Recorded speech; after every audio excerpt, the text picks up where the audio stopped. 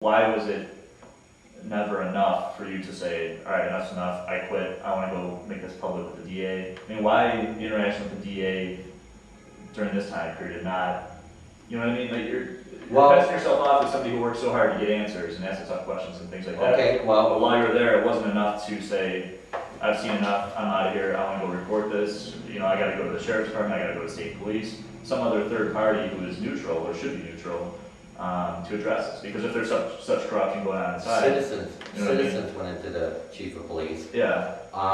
The union went to the chief of police. Right. And the chief of police blew it off. Okay. So everybody in the department, well, I can't say everybody, a lot of guys were really fed up and disgusted with what's going on. They went to the union. The union went to see the chief of police. The chief of police blew it off. The chief of police told the president and vice president of the union, I put him inside for 2 weeks. Let's just say he has a bad back. I don't want to ruin his reputation. Well, how are you going to ruin somebody's reputation if he didn't do anything wrong? Well, the union was not happy with that response, and neither were most of the honest policemen weren't happy with it.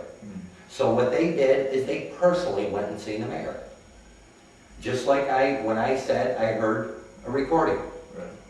When they interviewed the mayor, he said, I heard a couple of recordings. Well then, obviously you know what's going on. And obviously, them taking it and going to the mayor's office, shouldn't it have shown, obviously there's concern here that the head of the union is even questioning one of the patrolmen. And they went to the chief with it and nothing got done. So do you feel like you exhausted all of your options as far as who to alert that these things were going on? I mean, like I mentioned, the sheriff's department, the state police, the DA's office, places that, at least with the DA's office, now you're getting them involved, but could that have been done? We work very close with the sheriff's department. Right. Do you honestly think that the sheriff's department wants to investigate another department? I would hope so. Do you think, like the state police, like this state trooper told me when I met him in the post office, he said that we get complaints all the time. About the Lockport City Police. About the city police. I mean, and like I said, I'm not saying, and I would never, like I told you on the phone, if there was somebody dishonest here, I couldn't say the whole union son is dishonest. Right. Like I said, we have a couple, and we have a couple bad apples. And other policemen seen it, and other policemen know that, I mean, if you work in a place, you know who can do what, who can say what, who can get away with what. You know that. Well, other policemen said it's a shame that he's getting away with this, so they kept up on the union. And finally, the union went to see the chief. How can the mayor deal with this? If there are a couple of officers who break the law, my understanding is police board has say on disciplinary issues. Correct me if I'm wrong. How does the mayor deal with these things? I mean, you have civil service law, you have a union that normally goes to bat for someone who is in a disciplinary matter. Right. What do you, as a mayor, have to say about any of that? Well, when I talked to the mayor, my very first conversation before I announced I was going to run, he said, first thing he said to me is, are you running because there's problems in the police department? And I said, well, yeah, there's problems there. I said, but there's also problems in other parts of the city. I said, the taxes, I said, the housing, I said, there's so many things. I said, maybe that could be one of the reasons. That's not the reason I'm running. And he says, well, yeah, I know. He says that I should have looked into this farther instead of passing it up. When the union went to him, I mean, with recordings, if I was the mayor, I would have had a private meeting with the chief of police, and I would have said, what's going on with this guy? I want a report on it. I want to know everything that's going on. I want a copy of his record. And me being the mayor, I would have gave it to the police board and said, I want this investigated. If you have to go to an outside agency, you do it. If you can't be biased, if you can't look into it the right way, go to an outside agency. And I want a report, I want to know if you think that there's something here, and if there is, me as a mayor, I would have went to the DA's office. And I would have said, look, I'm getting complaints, I got a complaint from the union itself about their own officer. And like you say, the union is there to represent us. They're there to represent the police.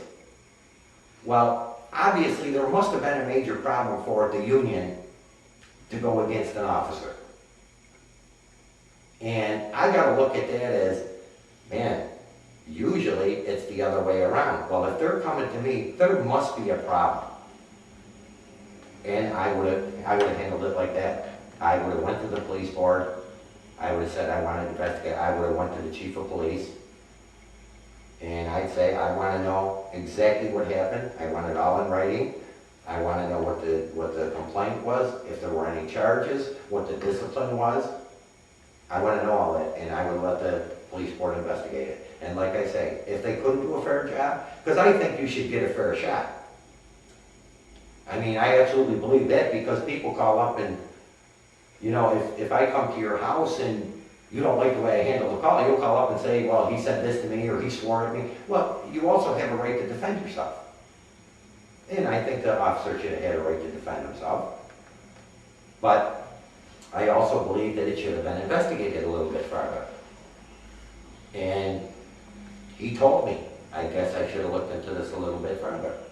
Because we're speaking in generalities with just the allegations at hand, is there anything that can be done, because I don't know what we're talking about, is there anything that can be done in the upcoming negotiations with the police department that would secure that these types of things that you're alleging wouldn't happen again? Is there anything out there that would keep from these instances happening again? To try and pinpoint what exactly we're talking about. You know what? If you want me to be honest, you're never going to stop a problem from happening. That's true, right? You can do it, but something is always going to happen. But I mean, are we talking random drug testing? Are we talking, you know, sexual harassment training? Well, what are we talking about? That's a good question, because I was on a negotiating committee a few years back for a contract. Right.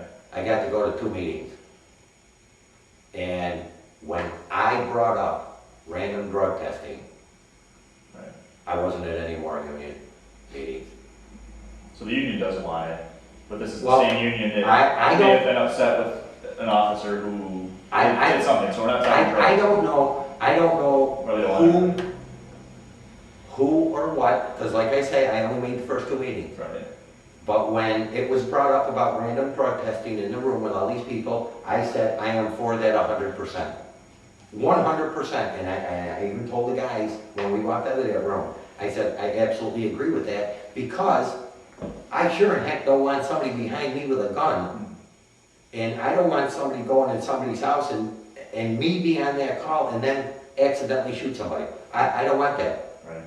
And I was 100%, I still am. I'm 100% for drug testing for all employees. Okay. Not just the Right, policemen, right. for all employees. You drive a 52-ton fire truck, you should have a random drug test. If you drive a bulldozer for the city or a dump truck, you should have, I mean, if you do something wrong, there's lives at stake. You could hurt somebody, you could kill somebody. In our position, when I had my stroke, I got a stroke while I was at work. And they took me to the hospital, and when they come down, they said something about the toxicology report. Yeah, they said, he's got 750 milligrams of this in his system. Big long word for aspirin. I said, what is it? I don't take any drugs.